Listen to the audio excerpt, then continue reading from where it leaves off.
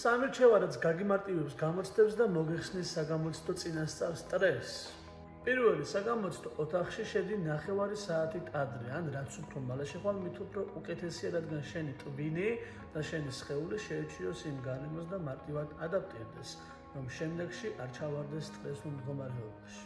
წინა დღეს ეცადე დაისვენო, გაერთო და არავითარ შემთხვევაში არ გაეკაროთ გადასამეორებელ მასალას. იმიტომ რომ ეს დაგიღებს გონებას, რაც გამოცდაზე არავითარ შემთხვევაში არ დაგეხმარება. ეცადე მაგამდე მოაგვარო გამეორების საკითხები. მესამე, გამოცდაზე ეცადე რომ დაждე გამართულად და არა მოღუნული, იმიტომ რომ ეს არ მოგცემს კარგ პოზიციას.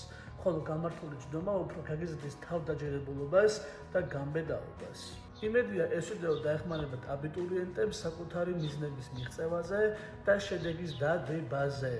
მე მინდა რომ გახვიდე შენ მშვიდი გონებით, დასვენებული და დადო სასურველი შედეგი.